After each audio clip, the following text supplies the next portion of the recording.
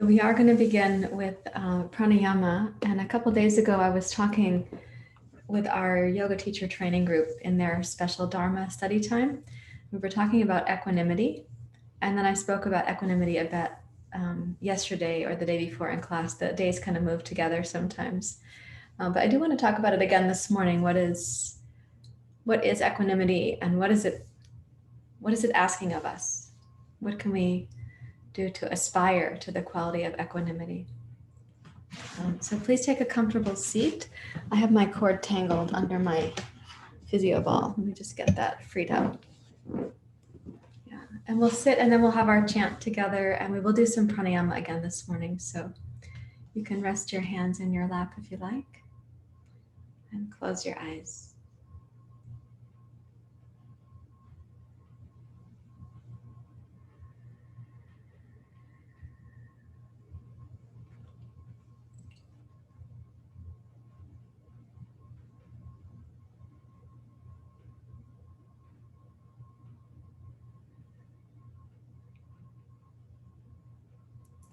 And as you close your eyes, or you can just bring your gaze down if you prefer, but as you intend to settle in, you can imagine for now sort of drawing the curtains on the world around you and coming into the interior. And appreciate your arrival here.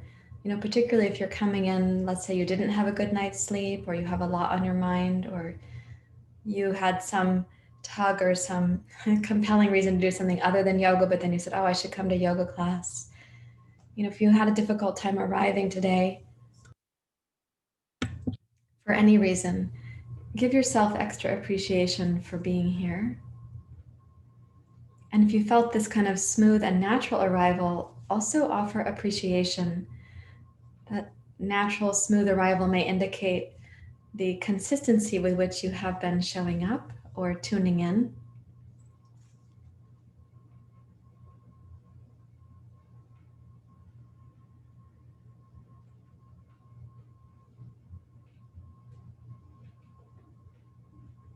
And so, with appreciation for how you come to be here this morning, whatever those action steps were, let yourself now arrive more and more fully.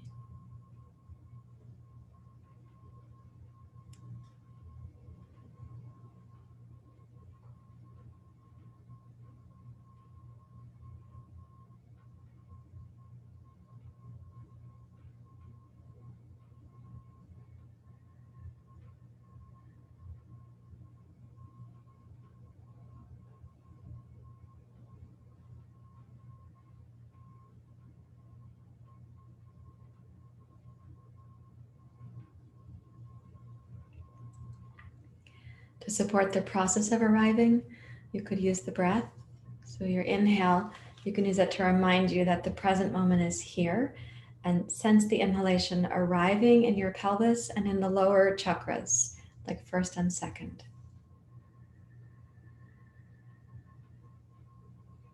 And with the exhale, as you tone the low belly, you can imagine kind of ushering out any other distraction or setting aside the other duties of your life.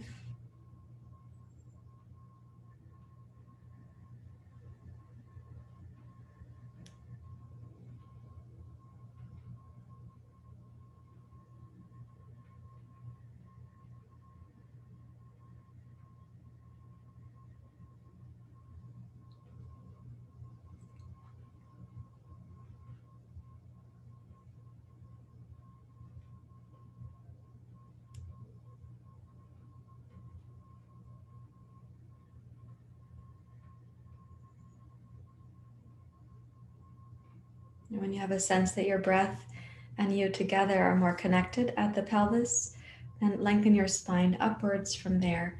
Reach up through the crown of your skull.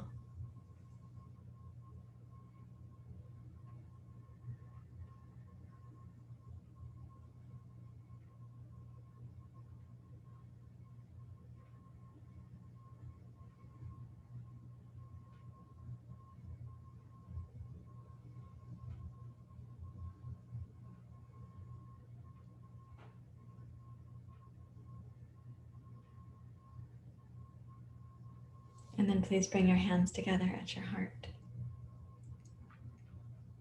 And we'll chant Sahana Vavatu together.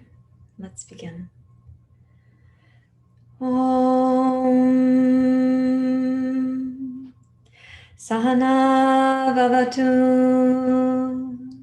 Sahana Bhunaktu Savidyam Karavavai Tejasvinavaditamastu Ma Virvishavai Om Sahana Vavatu Sahana Bhunaktu Savidyam Karavavai Tejasvinavaditamastu Ma Vidvishavai Om Shanti Shanti Shanti Hari Om Shri Guru Pyo Namaha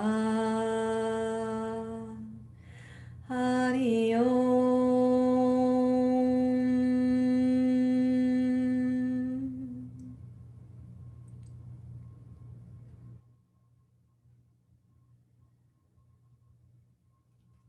With your exhale, you may bow your head to your heart. And release your hands. And keep your eyes closed. We're going to go directly to pranayama. So those of you who have been here practicing will recognize that we're doing a certain pattern day to day. Those of you who are arriving this morning and have not experienced that pattern, I encourage you to come with us and just moment to moment do your best. And let me know if you have any questions. So we'll start with 5 very strong exhale breaths out through the mouth. Then we'll inhale through both nostrils and we'll suspend the breath. And I'll talk to you about the exhales at that point. Okay, let's begin.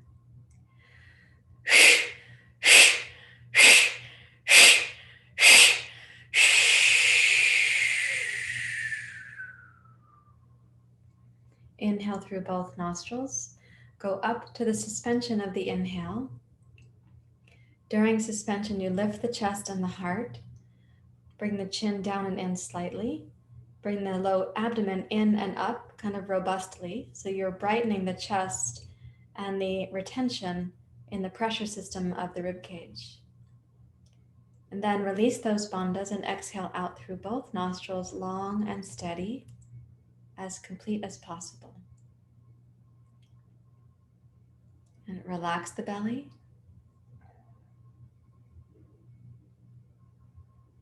And then repeat.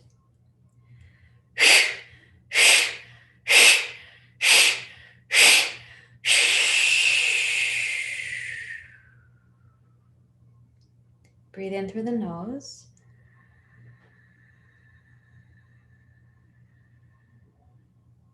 Suspend.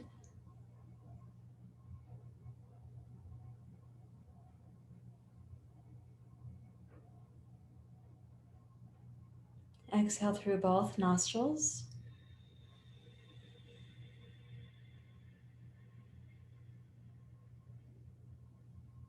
Inhale both nostrils, back up to suspension.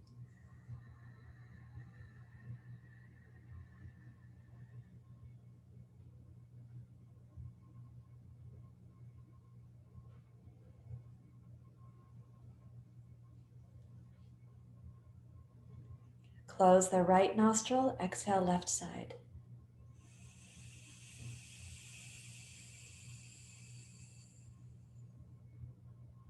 Inhale both nostrils.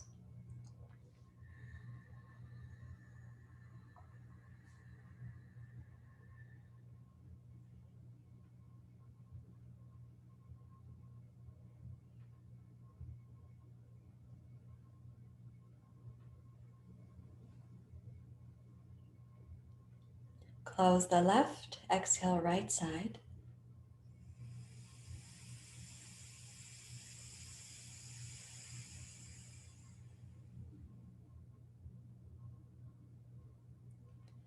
Deeply relax.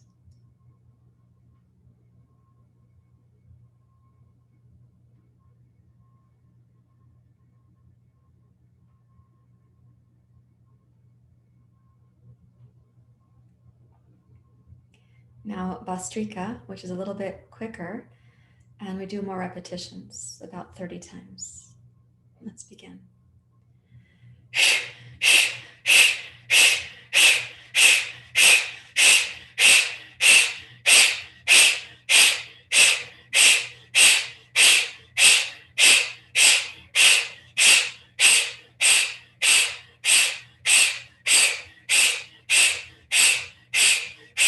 Exhale completely.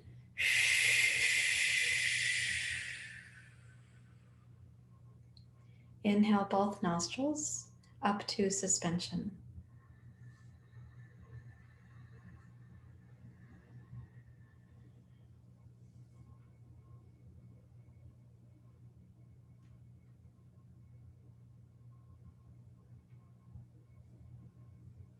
Exhale through both nostrils, steady and smooth.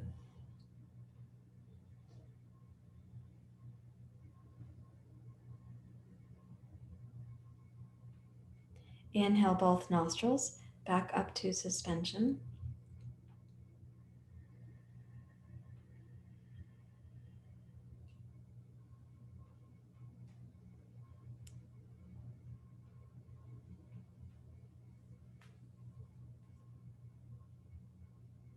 Close the right, exhale left.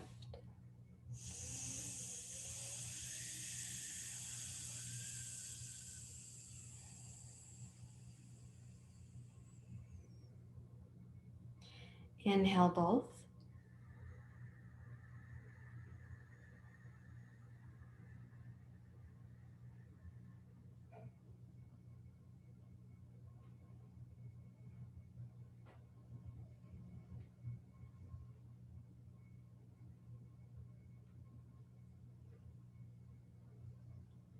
Close the left, exhale right.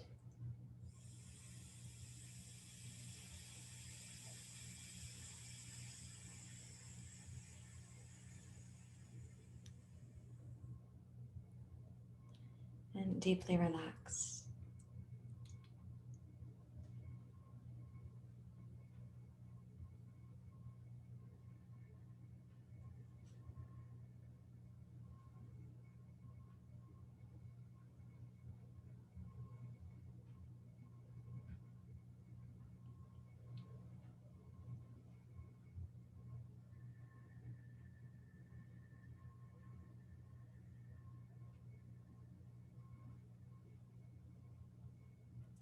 Now we'll do Kapalabhati, which is out through the nose, and it's also rapid, a little faster than Bastrika.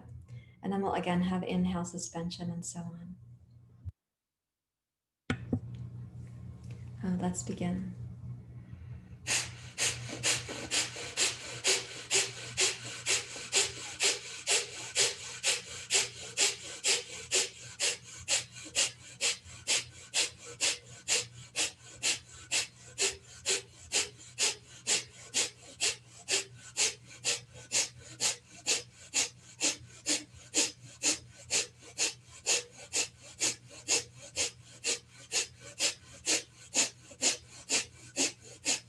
Exhale completely out through the nose. Then inhale through both nostrils all the way up to the top. You're going to suspend the inhale again.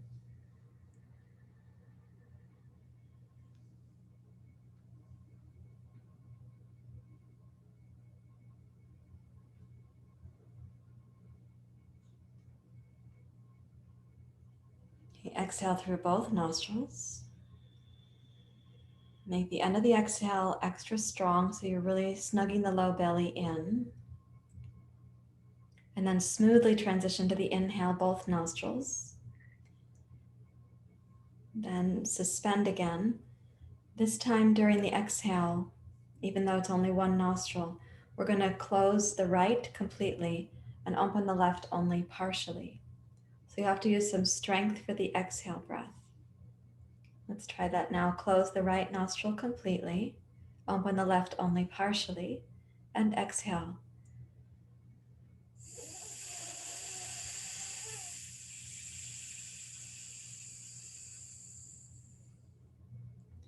Then inhale both nostrils again, back up to suspension.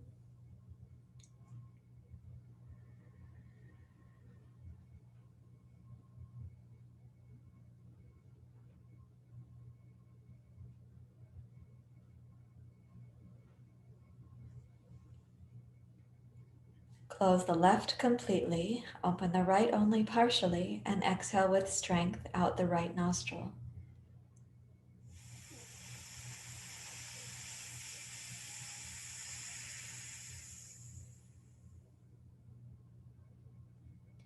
And deeply relax.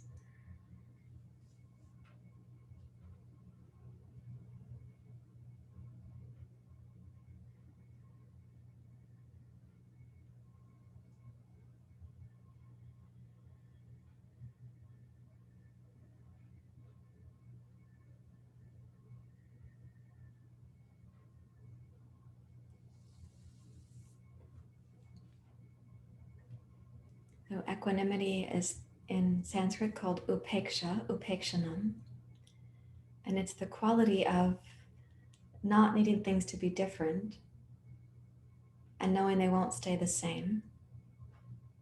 We still remain present to what is. So not needing things to be different and knowing they won't stay the same. The absence of aversion, the absence of clinging. And in spite of not needing things to be different and knowing they won't stay the same, we remain present to whatever is.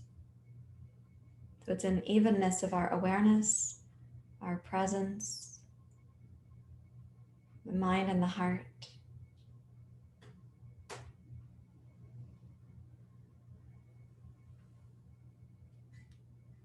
So please come up to standing. We're going to practice a little pranayama in standing.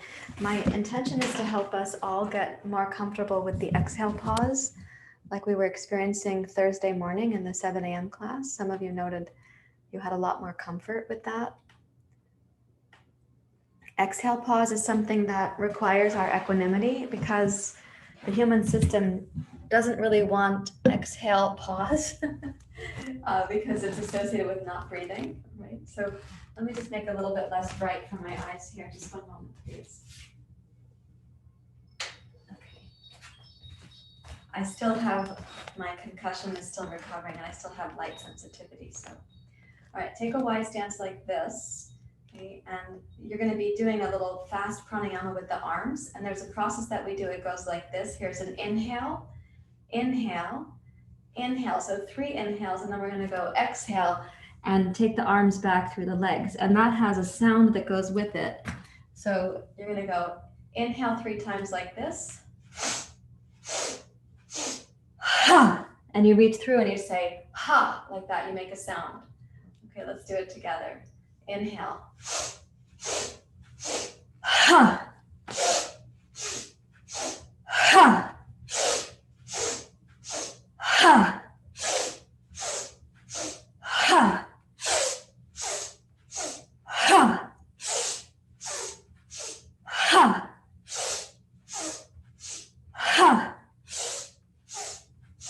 Ha. Ha.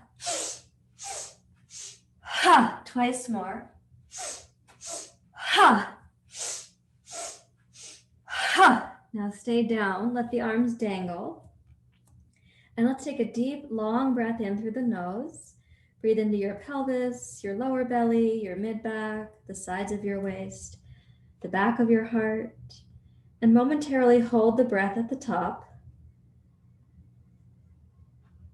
And then exhale out like you're sighing.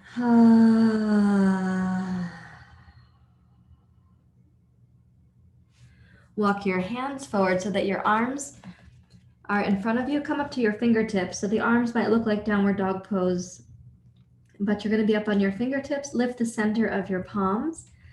Lift the centers of the armpits. Roll your triceps towards each other so your shoulder blades widen across your back. And now take a deep breath in, imagining the breath beginning at the back hemisphere of your pelvic floor, moving up the back of the sacrum, the back of your spine, the back of your heart.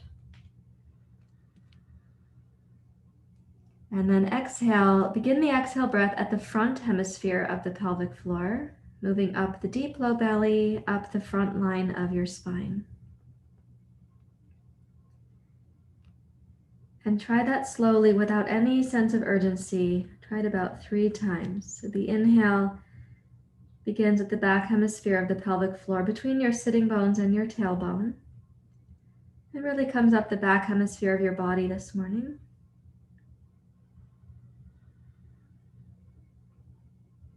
And the exhale begins at the front hemisphere of the pelvic floor, so between your pubic bones and your sitting bones.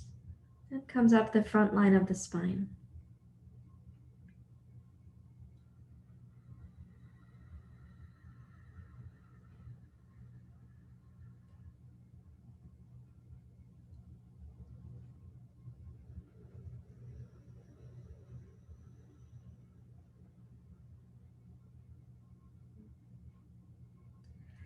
And now walk your hands back towards your feet.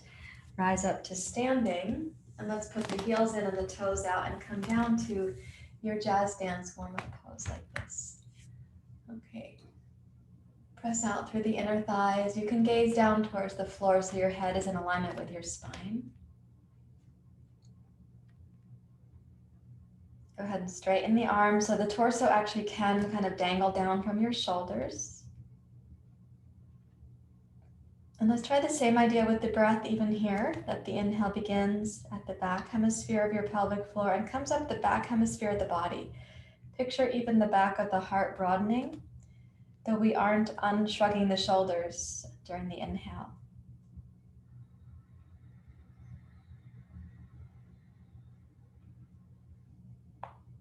And the exhale, you can imagine beginning from the pubic bone in towards the perineum and then up the front line of your spine. Of course, the pace of your breath is going to be your own, and you can follow any instructions or invitations that I'm offering. You can also decide that they're not suited for you at any one time on any one day.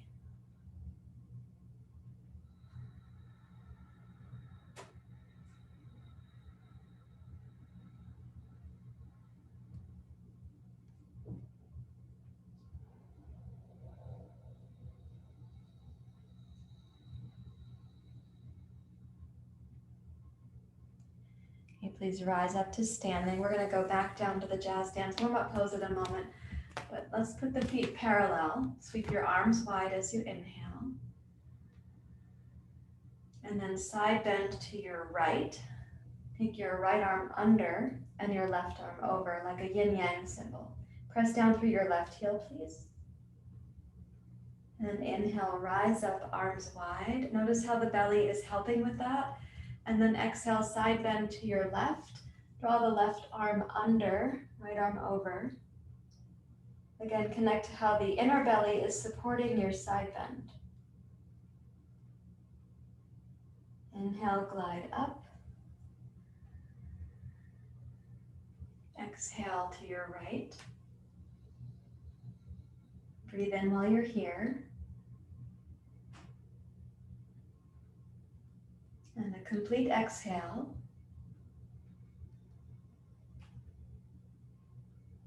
Inhale, rise up. Notice the belly helping you with that. Good. And exhale, side bend. Breathe in while you're here. This is called an unsupported pose because you don't have your hand giving support. Inhale to rise up, arms wide. Good, take your heels in, toes out, and come down. And now, this time we're gonna include Kapalabhati while we're here. So gaze down, Focus on the exhale. It's going to be rapid. Then we'll have a long inhale. During that inhale, we will stand up. And then we'll be going forward for the exhale. So let's begin.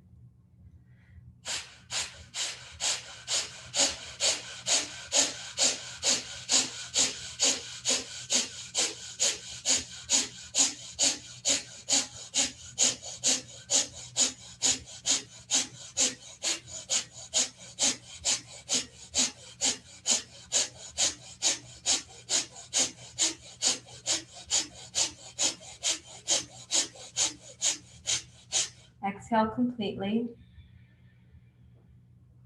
Now inhale, rise up to standing. Straighten your legs, the toes are pointing out. Now make the feet parallel. Exhale, come down. Complete the exhalation. Inhale, walk your hands forward. And exhale completely.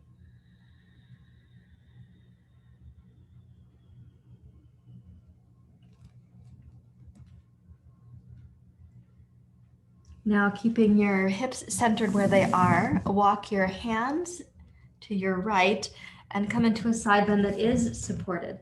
Press down through your left heel and draw your left hip back towards the wall behind you.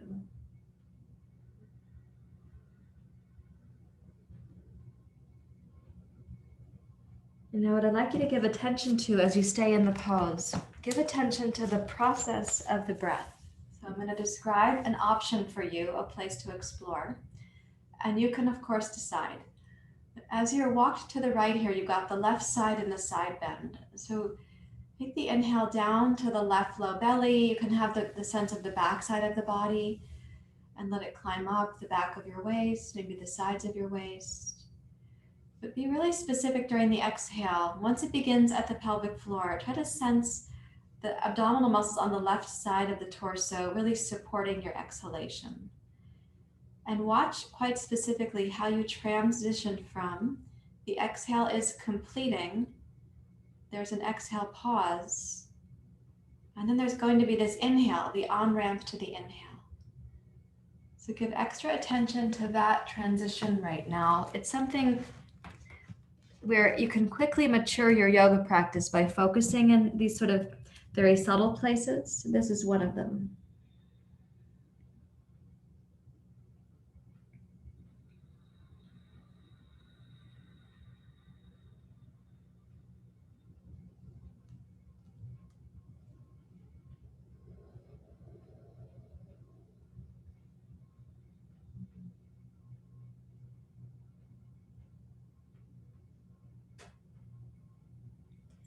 Let's walk to the other side and try the same thing. So when I say that you can quickly mature your practice with this sort of subtle attention, it won't happen if you're aggressive about the subtle thing you're paying attention to. You can have dedication without aggression.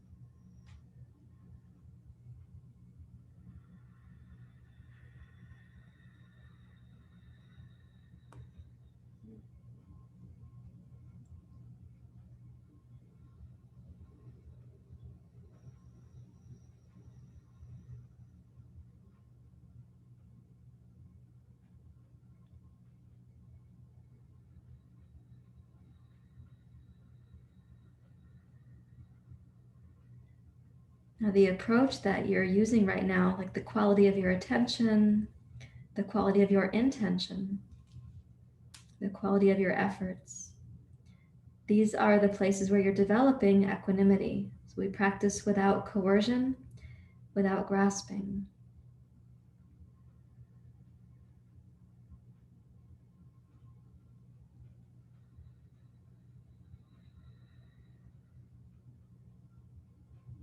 Last exhale.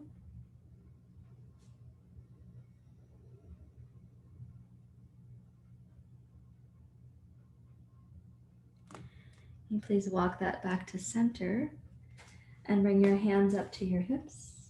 You may rise up to standing. And go heel toe to center. Let's reach for 2 blocks, please.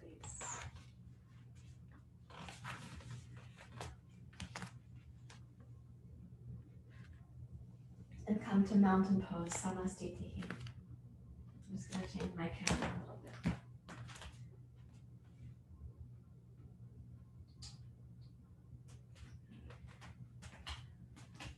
So the word for upekshanam, Sanskrit, is English. The word in Sanskrit for the English word, the word is upekshanam, means equanimity. Let me get that camera straightened out. So we're going to try practicing really deliberately that you're pacing your inhale to be equal to your exhale.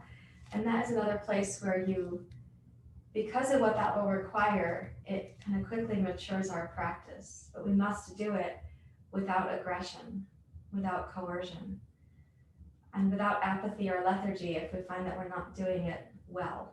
Right? So an evenness of our attitude, even towards the experience we're having right now. So equanimity isn't something that we're cultivating as a result of being here and then we just do it out there.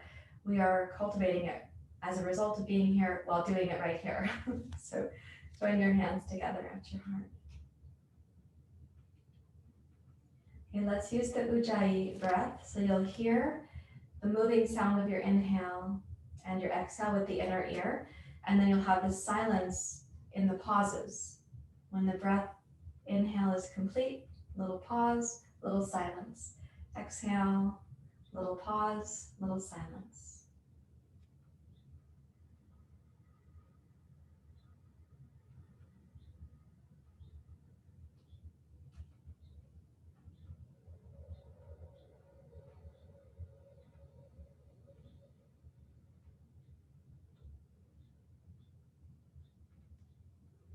Do that for 2 more breath cycles.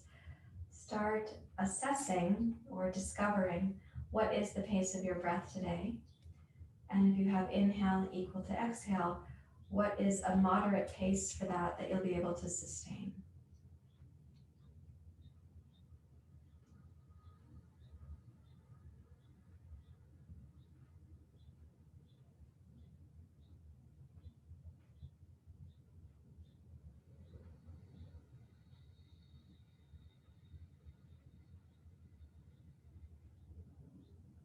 With your next inhale, sweep the arms up, Urdhva Hastasana.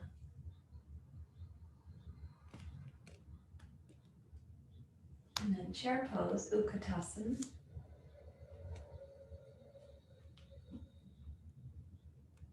Inhale, rise, Urdhva Hastasana.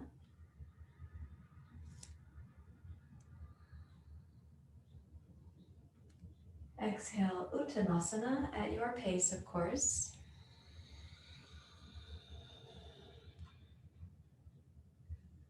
Inhale, glide forward.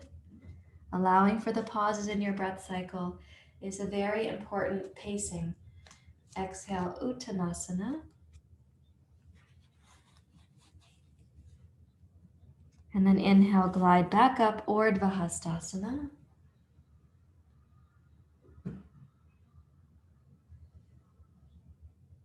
And exhale, Anjali Mudra. Repeat, inhale.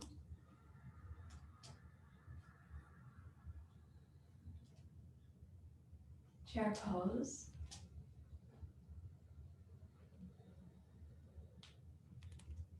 Rising up.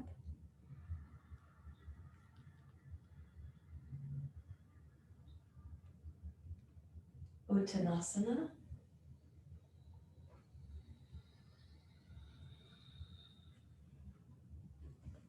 Glide forward.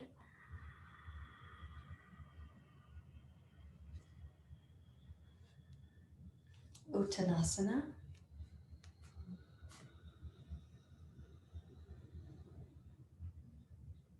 Rising up.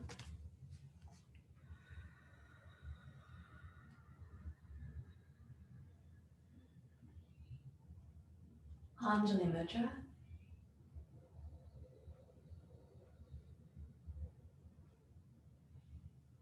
Repeat, and we're going to add on. So inhale, raise your arms.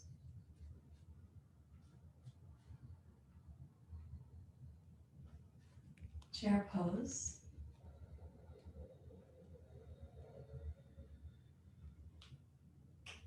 Rising up.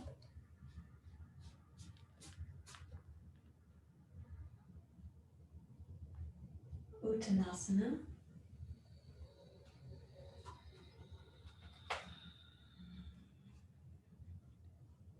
Gliding forward.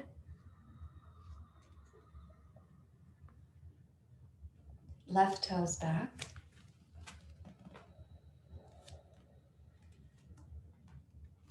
Rising. So the evenness of the breath, pose to pose, moment to moment, descending.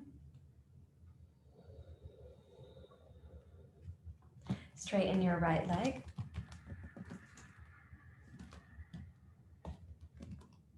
Exhale, Trikonasana.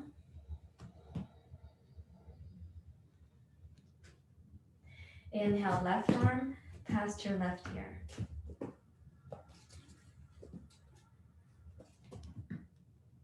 Exhale, descending.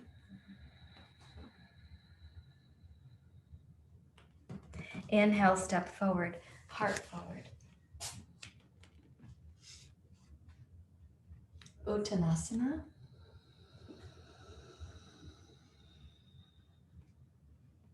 Glide forward.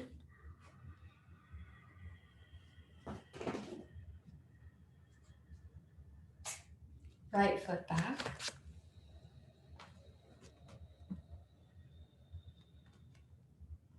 Rising up.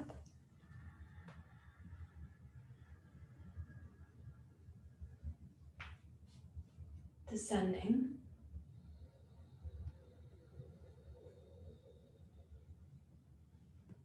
Straighten your left leg.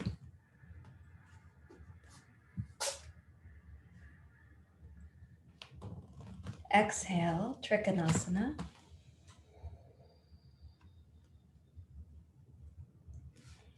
Inhale, right arm past your right ear.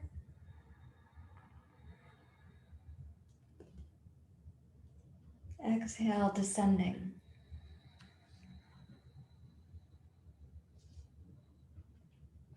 Inhale, step forward. And exhale, Uttanasana.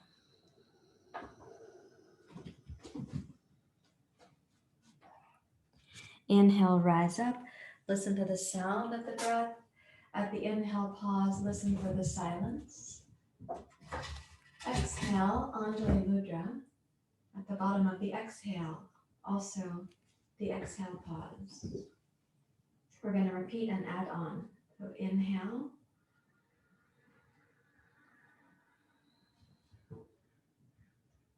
Chair pose.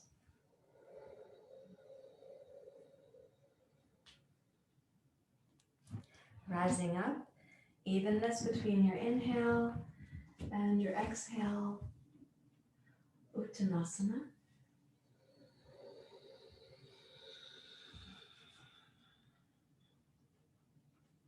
Glide forward.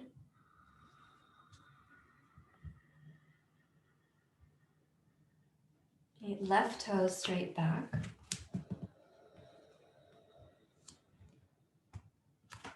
Inhale to rise.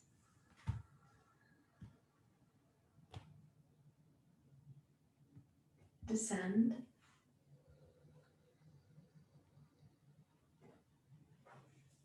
Straighten your right leg.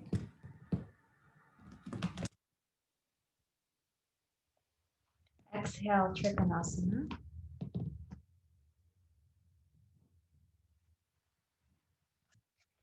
Inhale, left arm past your left ear.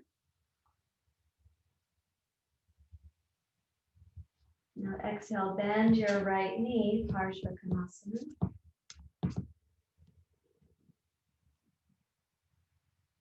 Inhale, warrior two.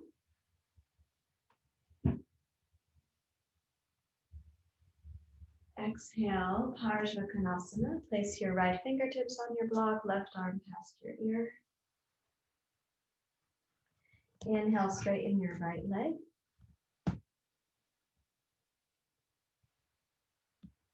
And exhale, descend.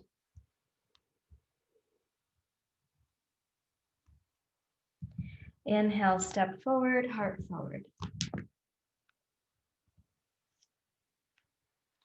Exhale, Uttanasana.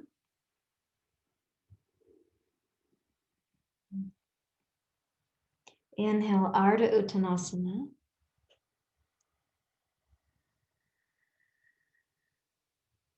Your right toes back.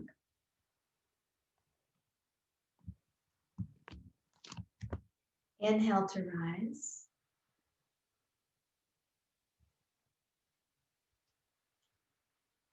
Exhale, descend.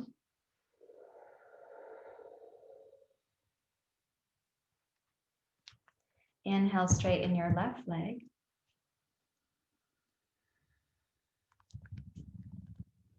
Exhale, Trikonasana.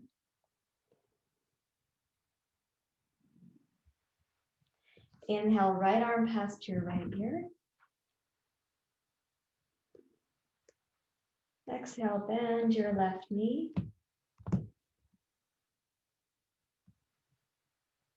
Inhale, warrior two.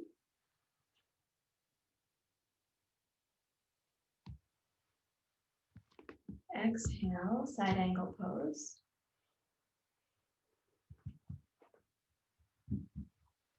Inhale, straighten your left leg. And exhale, descend.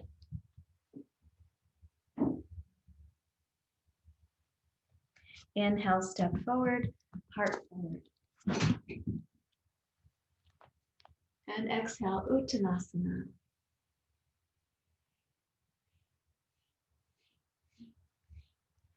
Inhale, rise up.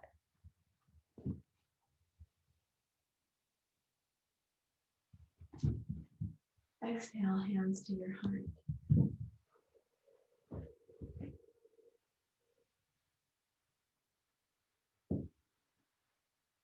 Now pause in mountain pose. Let everything take care of itself. Right? So you're not right now trying to breathe. And you can witness the shimmering of movement inside. And hopefully deeper than that echo or vibration, there's also a stillness or a silence.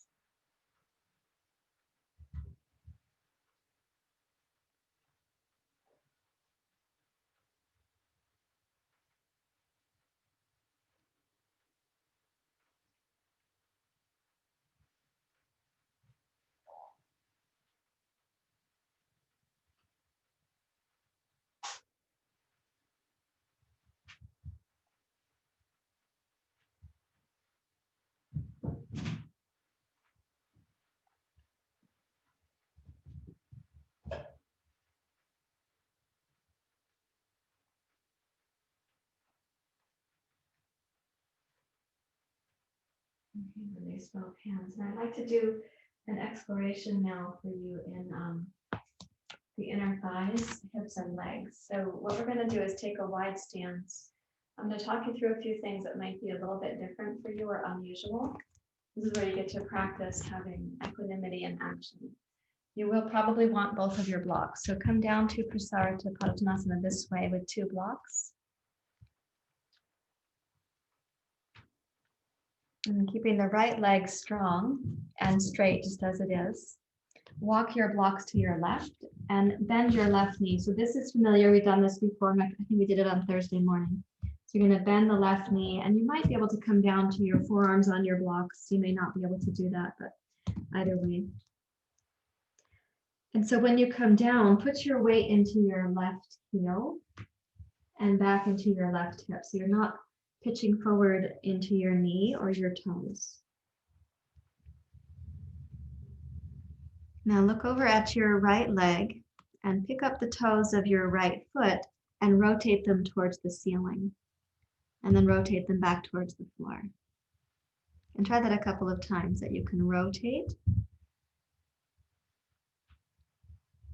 And see if you can do that while keeping your left leg steady. So the rotation of your right leg is happening inside the right hip joint. And it doesn't need to distort the pelvis.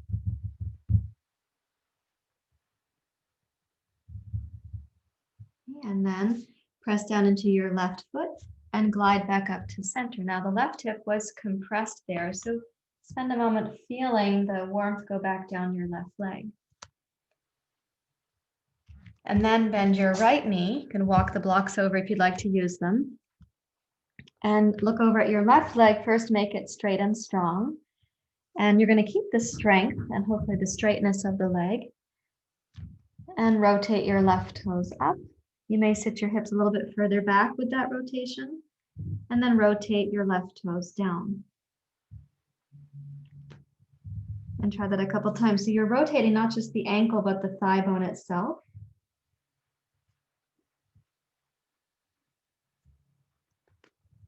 And in that rotation, notice where there's jostling in the pelvis or somewhere else. Like, do you need to have more strength in your right outer hip or your right outer heel? The right hip is closed right now, so we call that compressed. It's an intentional, healthy compression of the joint. Now, when you straighten your right leg and you come back to center, notice any bit of warmth that comes into the right leg. Now, walk your blocks so that they're going to be underneath your left shoulder and place both blocks like that. Take your right hand on the block and rotate your pelvis to the left. Actually, take your left hip high compared to your right, so sashay to your left, and come up for a twist to your left. Notice what's happening in your right inner thigh down to your right inner heel.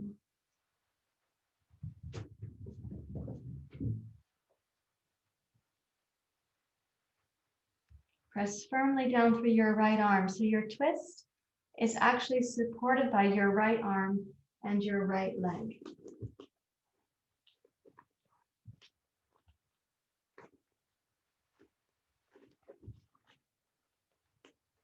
And then exhale and come down. Bring your pelvis back to center. Walk the blocks to go under your right shoulder and place your left hand there. Now sashay your hips to your right. So the left leg is going to seem like it's longer than your right leg. As you've taken the hips to the right, press firmly into your left arm and raise your right arm. And you're breathing in and breathing out. Notice any stretch you feel on the left upper inner thigh or down into your left heel. And observe the strength needed in your left arm. So the twist is not from the right arm grasping up towards the sky, nor from how far you can turn your eyes. The twist is supported by your left leg and your left arm right now.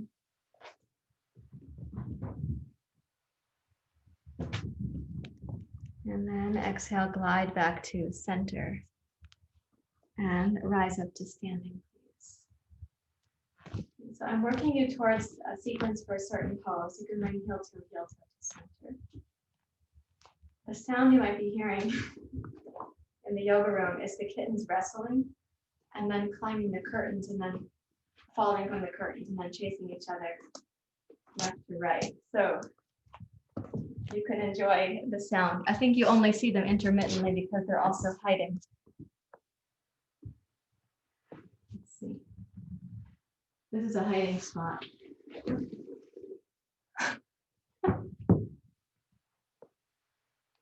She doesn't know she's being seen on camera right now. Yeah. There you go. Have fun.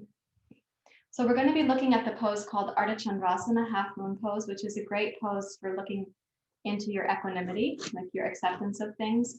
So in that pose, we're standing firmly on one leg and rotating the pelvis up into a twist. So for example, if this was your pelvis, if you're standing on your leg, the pelvis rotates for you to balance on that one leg.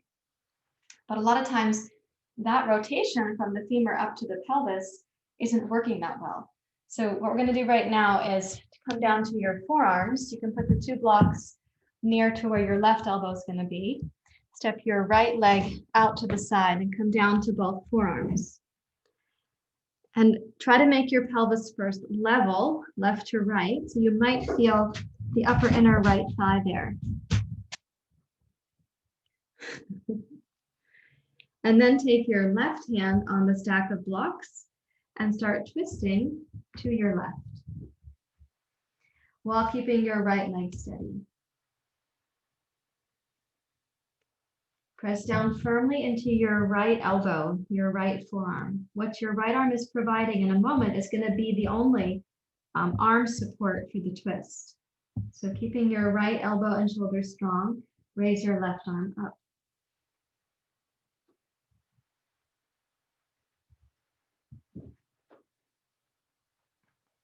And breathe in smoothly through the nose.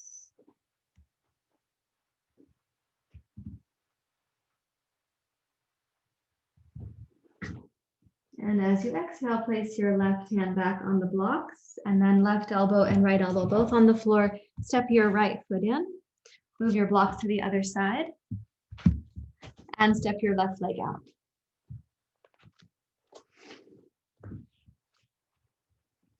And as you level your hips, just check to see if when you level the hips, does that help you to have contact to the upper inner left thigh? And breathing in and breathing out. Take your right hand up to the blocks and twist to your right.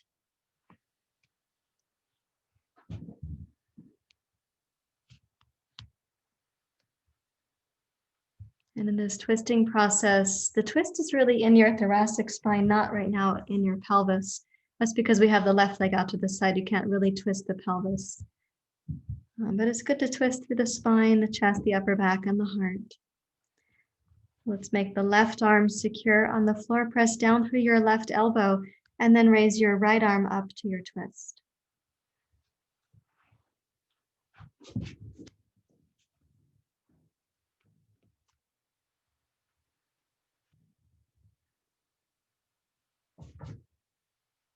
And then exhale, right hand down, right elbow down, and step your left knee in. And come back to kneeling. Okay, let's take a block to sit on in Vajrasana.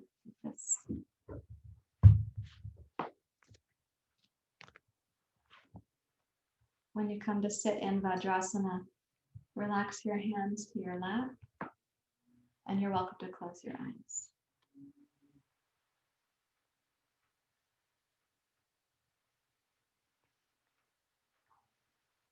And just feel both what is moving in your body and what is becoming still. What sensations are echoing and which sensations are dissolving.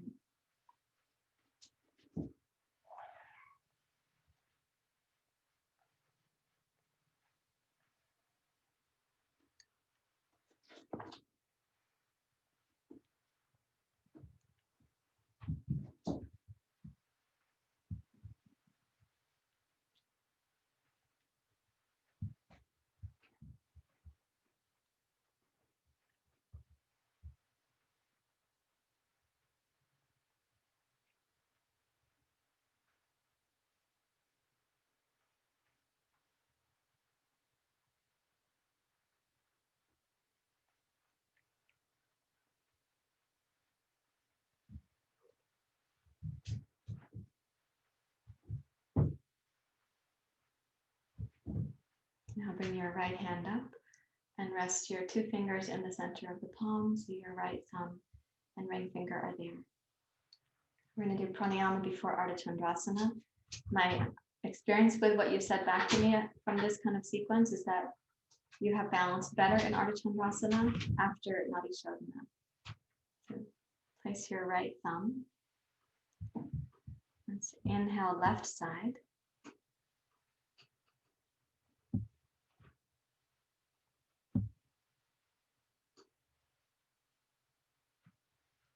Suspend.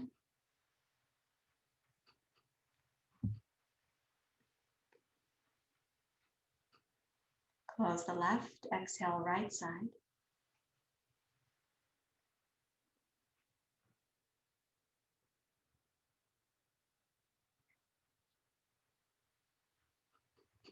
Inhale right.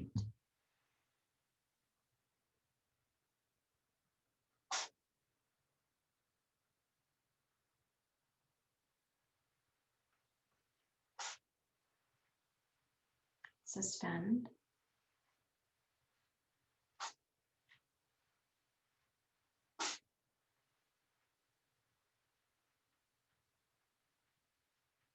Exhale left.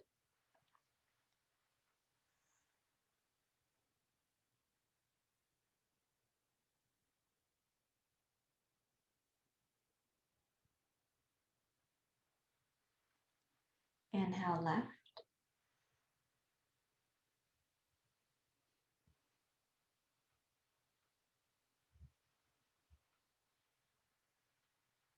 Suspend.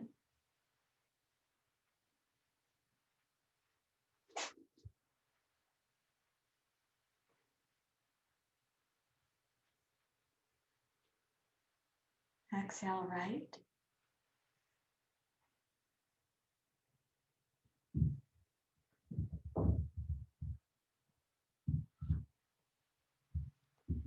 Inhale right.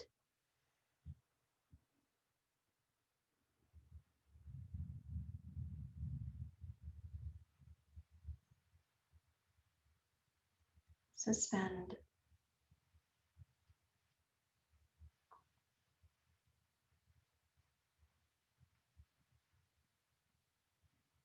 And exhale left.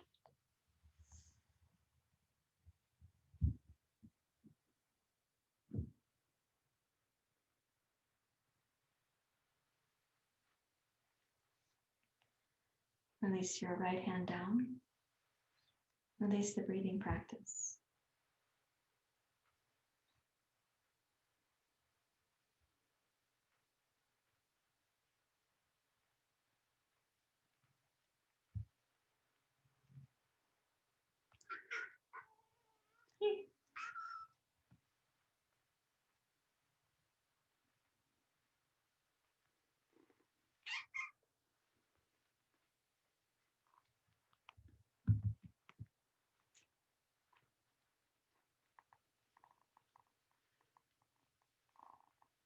Now we're going to get ready for Ardha Chandrasana.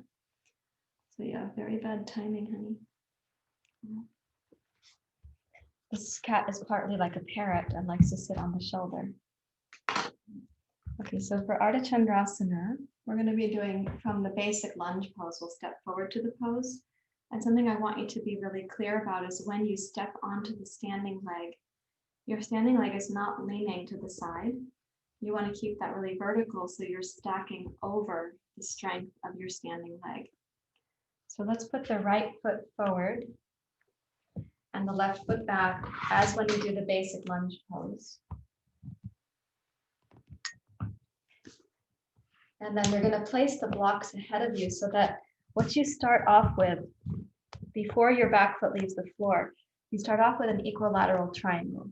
So in my case, because of where I've got my right foot on the mat, my right block ends up off the side of the mat and the left block is on the mat. And then I want you to inhale smoothly and step forward onto your right leg. Now keeping your hips level, gaze down at your right leg and try to make it equal strength, inner and outer, back and front. Then press down into all 10 fingers and your right heel, your right toes, and begin to stack your pelvis over your right leg, which has remained even, steady, and undisturbed. Then just let the left arm dangle. It's not necessary at this time. You've got your right leg, right arm.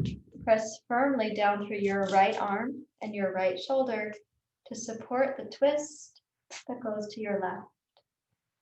Then raise your left arm high into Ardha Chandrasana.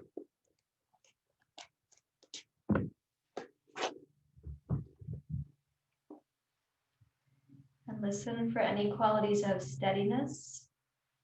It's called stiram. The quality of ease, sukham. Maybe the quality of evenness, sama.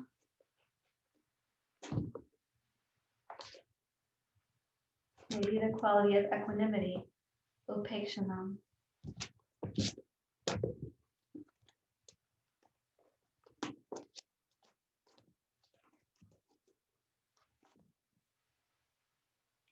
exhale now, we're going to start transitioning. Keep your right leg really stable, very steady, and just bring your left fingertips down to find the block on your left. Then as you level your hips, don't lean your right leg to the right, but rather level your pelvis so that when you now experiment with this, lower your left foot down. It'll fit right there, like the grandfather clock. You could have the left leg pendulum right through there, and it would not be hitting the floor or scraping the toes off. And then take the left leg back and step down into your basic lunge. And walk your blocks back and change sides. So left foot forward. You should not be distracted by the cuteness because you're practicing equanimity. So the blocks are going to make the tripod before we take off. So place your blocks forward. So if your left foot is near to the edge of your mat, it's likely that your left block is going to go off the edge of your mat. So you have a tripod there. Now inhale and float forward onto your left leg. And look down at your left leg and make it vertical, straight up and down. So you're not leaning your left hip to the left. Press into your hands and arms, both thumbs and all 8 fingers. Not 10 fingers, but 8.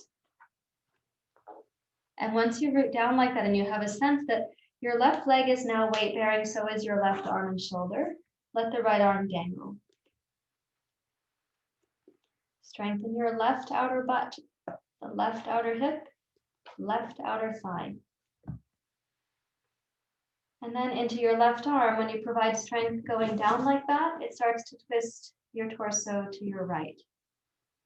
Raise your right arm. And listen inside for any qualities of steadiness, ease,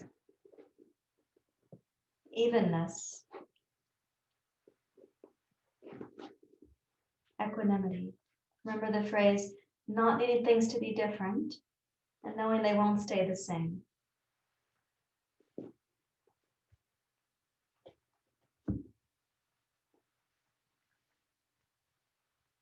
The absence of aversion and the absence of clinging.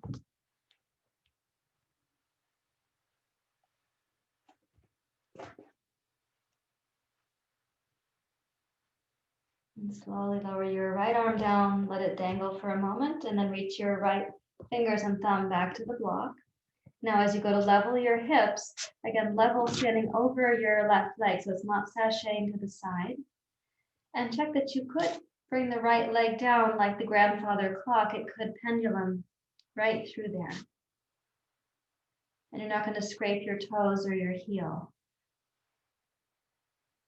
And then you just take the right leg, step it back to the basic lunge where we began. And then step both feet back and come down to kneeling. Okay, you made it through. You had an explosion of cuteness as a possible distraction. So let's take both blocks now and have them at the ready. You're going to lie on your back with your knees bent. And this is where we're going to start exploring the exhale pause more deeply. So lie down, please.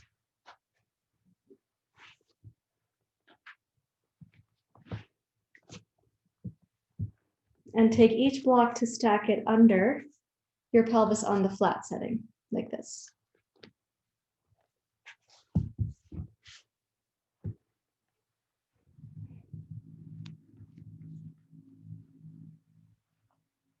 And you can tuck the shoulder blades under the heart.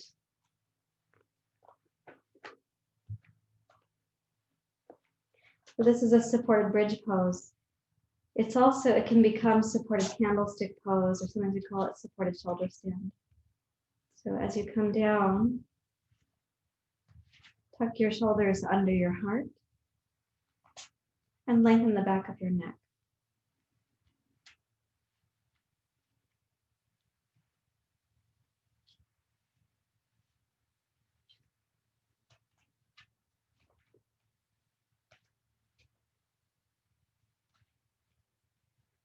And see if you can observe the process of your body and your breath recalibrating from Ardha Chandrasana into supported Setu Bandhasana.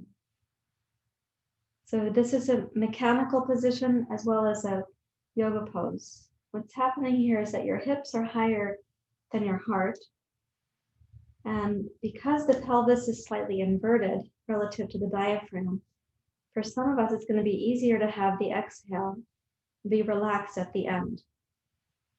But you've also got this back bend going on, a back bend in the heart.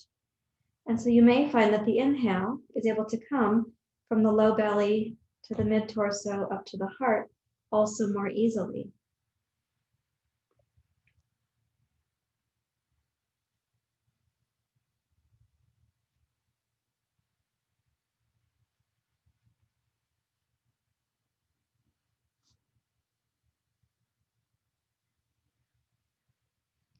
So try it for a few more breath cycles that you can inhale low belly, mid torso, and heart, and that you can achieve the inhale in the upper chest and heart. And then observe the exhale primarily happening in the pelvis and below your solar plexus.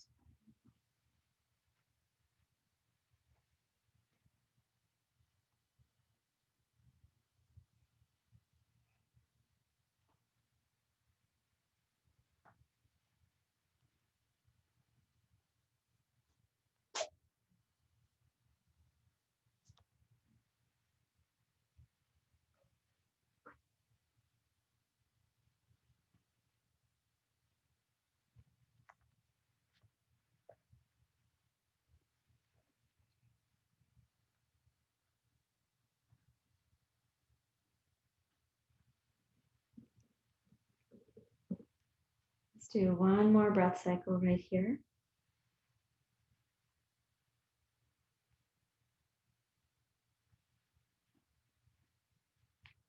And now bring your right knee up and right knee in towards your chest moderately.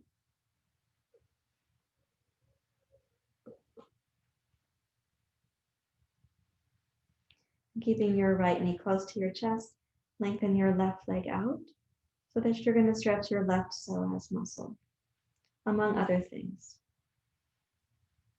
Keep the right knee in close where it began so that when you stretch your left leg out, your left foot doesn't take your right knee with it.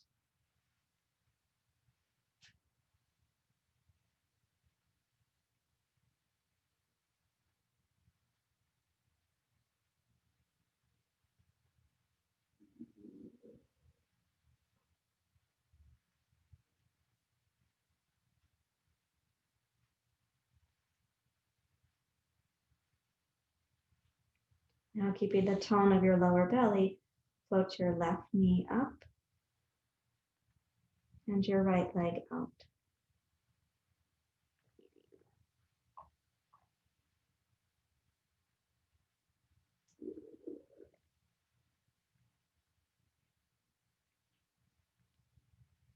Imagine releasing the right psoas, among other things.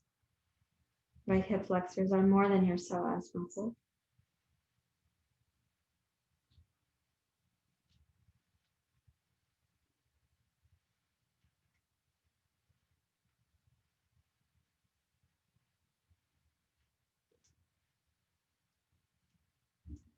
And then bring your right foot back into bridge pose, left foot down to bridge pose.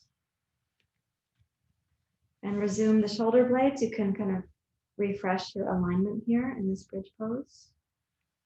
And let's check and see if, in a relaxed way, the inhale could be first third, middle, and upper third. And in a relaxed way that your exhale could be a relief and a release from your pelvis and your lower abdomen.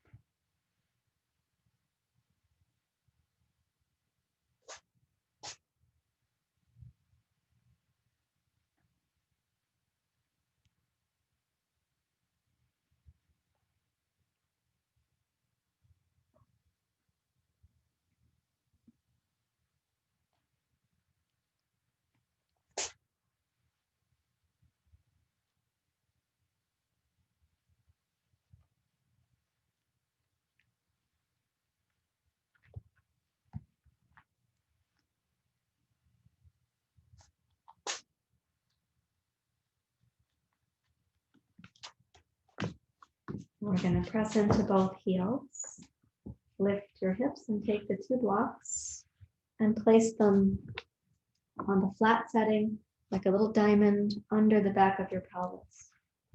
So each block is set along the side of your sacrum. When you pick up the knees, your sacrum is floating between the 2 edges of the blocks.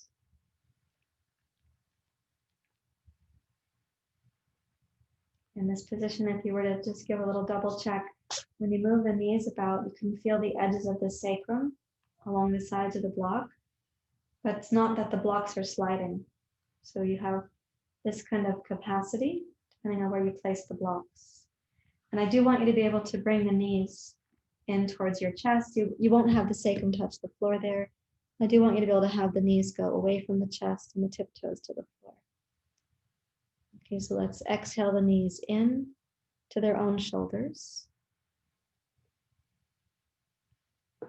Inhale, let the knees open as your tiptoes come to the floor. Keeping the pelvis stable. And exhale, knees into your shoulders. So the knees are helping the exhale to complete because of the change of posture for the pelvis. And inhale, the knees away from your chest and the tiptoes to the floor. And you exhale and you're getting to the end of the exhale, I want you to think of an extra squeeze, a thoughtful squeeze of the low belly. Release that gracefully and return the inhale, knees and toes, so your toes lightly touch the floor. And continue, so the exhale, knees in. And a squeeze with strength but awareness at the end of the exhale. And then inhale to glide.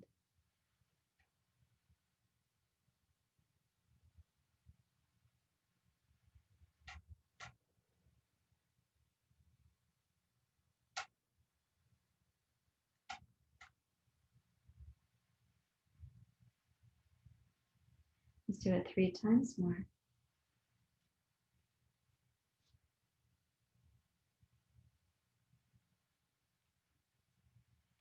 Exhale to squeeze in. You're just increasing the tone as you get towards the end of the exhale, and at the very end, a little more sense of strength. Release that smoothly as you inhale.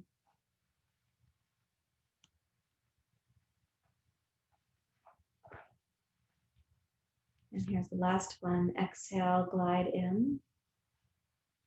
I know you're also massaging the sides of the sacrum right now, and I hope that has been gentle. Now, place your tiptoes back on the floor. And take a blanket to go under your feet. Pick up your hips and come down to Baddha Konasana or Shavasana.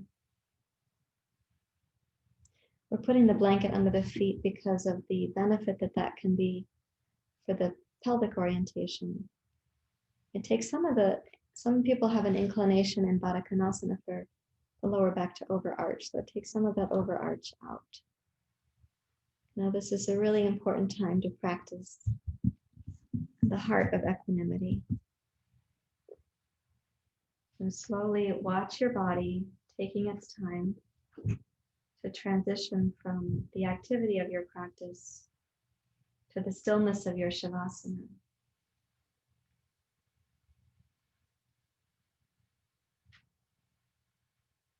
And if you reflect back on the duration of your practice here at the time that you've been here, not needing things to be different, knowing that they wouldn't stay the same, you're not right now still standing in Ardha Chandrasana. Nor are you right now doing the Bhastrika at the beginning of class.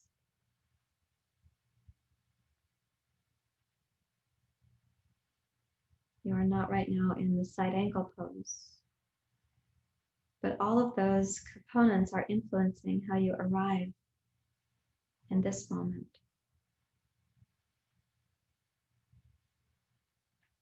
So really kind of paradoxically, we say, not needing things to be different and knowing they won't stay the same.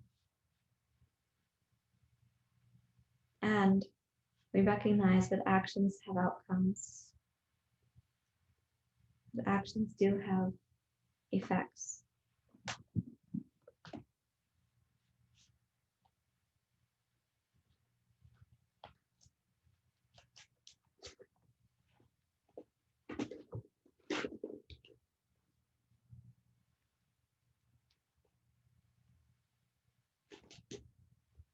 So invite your body to deeply, deeply rest. We could consider this to be the action of resting, the commitment to resting. And resting will also have an outcome, an influence.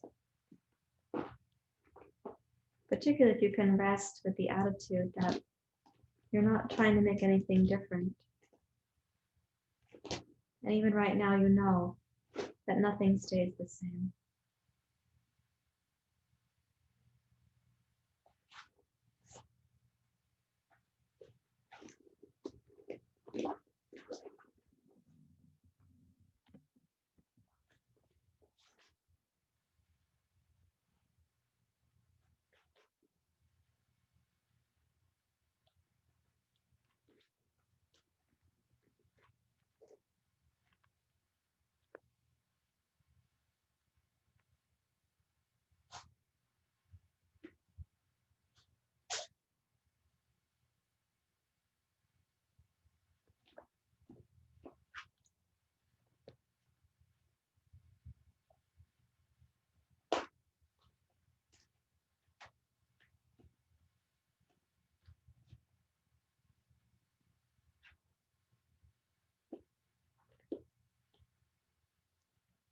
Allow your body to become more and more restful.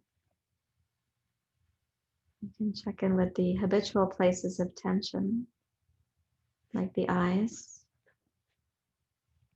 eyebrows, your tongue, your thumbs,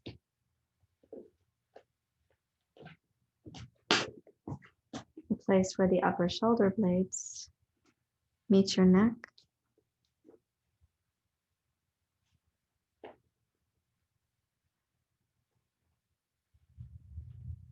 Check in with the back of your heart.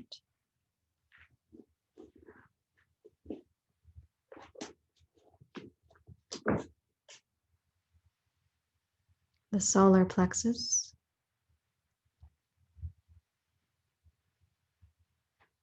Your lower back and the abdomen, where all the organs are also having permission to rest right now.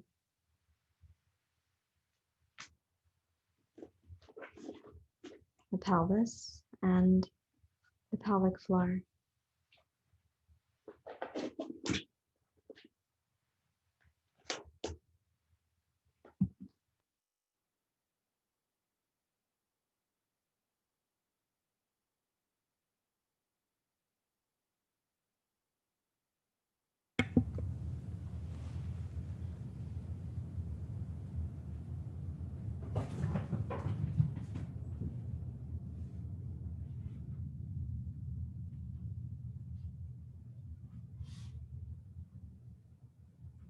As your body rests, allow your mind to do the same.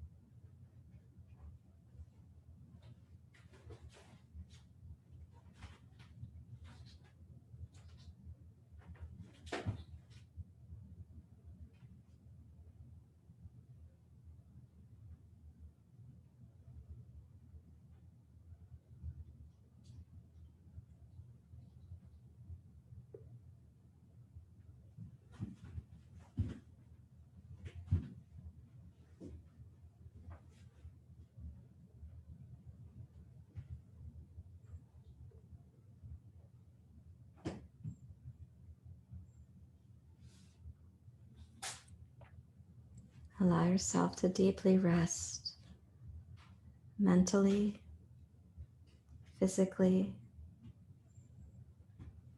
in every way.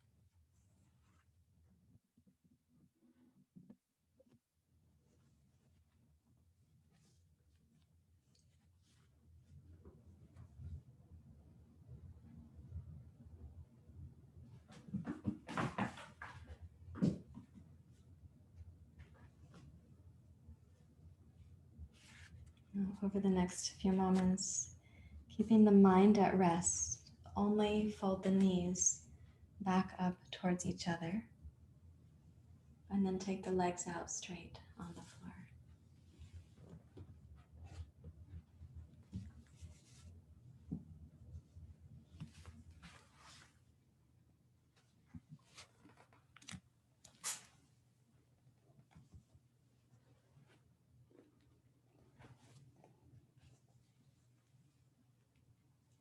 Sometimes when the legs go out like that, you'll get this deeper relaxation that comes as the blood supply goes back down your legs.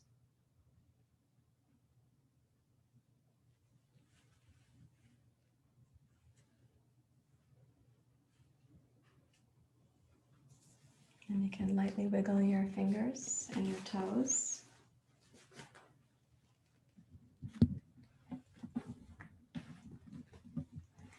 Please bend one knee at a time and roll to your side.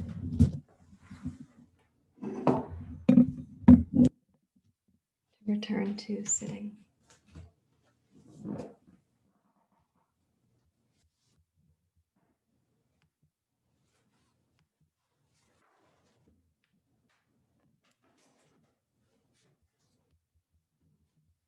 Take your time as you come back up to sitting. You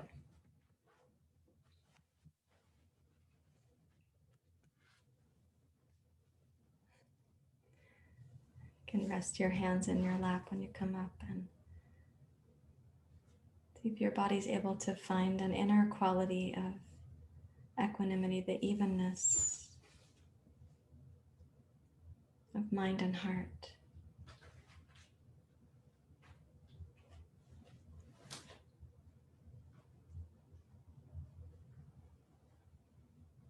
And not needing things to be different and knowing they won't stay the same.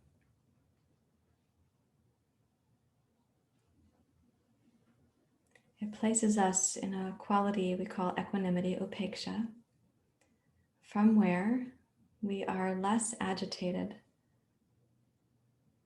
more receptive.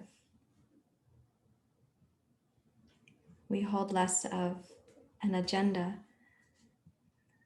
and can respond more optimally to wisdom or to skill in action.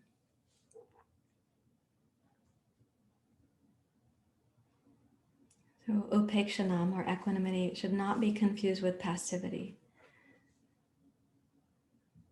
In fact, it takes a great kind of maturity to say, not needing things to be different, knowing they won't stay the same. We're willing to be present with what is and to bring skill in action to what is.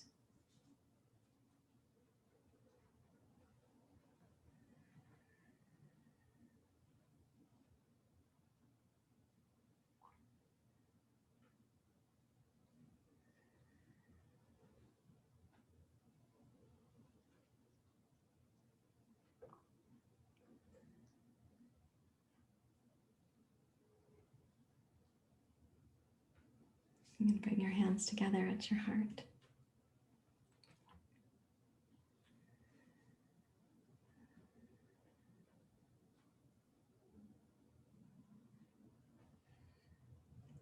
Thank you very much. Namaste.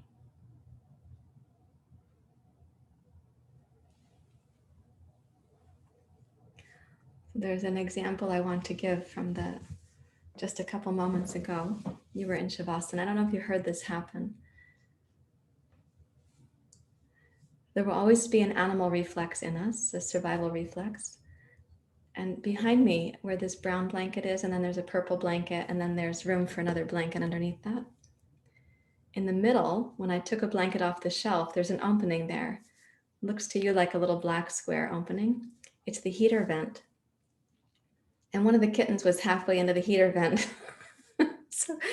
And they could possibly step in there. So just this moment of reflex, I was up and I snagged the kitten by the butt and pulled her out from the heater vent. So equanimity does not mean inaction.